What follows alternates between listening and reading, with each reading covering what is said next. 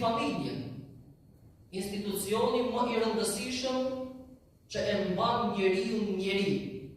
Institucioni i cili kohëve të fundit po i lëkundën themelët. Familja e cila kohëve të fundit po merr një krahje tjetër. E mirë antarët të cilët janë brenda familjes.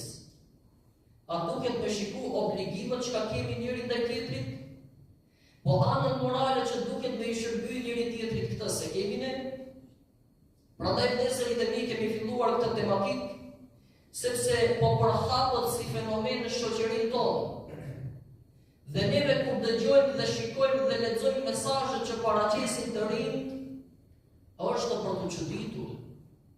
Dhe sa është për të çuditur, është edhe çesharake.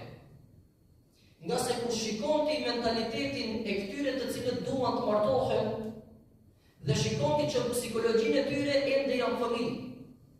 Pra dëshirojnë me u martu, me u bërë qift, me marrë përgjegjësi bashkëshortore, mirë po me kërkesat dhe dëshirat e tyre përgjasojnë me fëmijët të cilët ende se njohin botën.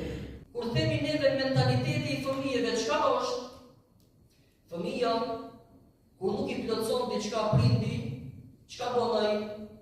Ai fillon të çirret. Fëmijës kur nuk i plotson diçka, ai fillon të qajë. Ai fillon bëhet agresiv, nga se mendon që kjo është forma me cilën unë mund të fitoj atë çka dua. Mirë po kur tani ti shikon të rriturit, të cilët e kanë mendësinë e fëmijëve që mendojnë se çdo sent çka ato duan në jetë duhet të plotësohet. Përndryshe e kthejnë shtëpinë dhe e bëjnë kiamet brenda. Pra ti i rritur, ti zguxon ta kesh këtë mendësi sepse kështu fëmijët mendojnë. Pra neve po shohim që kemi të rritur në vite, mirë po jo me pjekurin e të rriturit.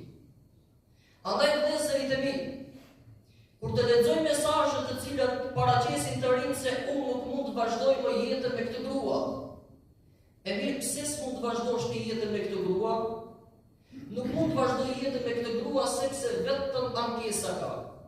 Po mirë more, a i ke bërë diçka ti do një tradhti apo e ke dëmtuar moral këtë që kjo ka ankesa?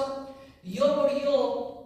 Kjo ankohet sepse i kemi trosetat, dëshiron me i ndru trosetat tani. Dhe po thotë që nëse nuk i ndrojmë trosetat, nuk mund t'i presë në njerëzit e mi në këtë shtëpi kështu. Unë do t'largohem prej teje. Pra, një vajzë e cila kandidate për martesë dhe ndoshta e martuar, mirë po fëmijë në mendje. Fëmijë në mendje e papjekur,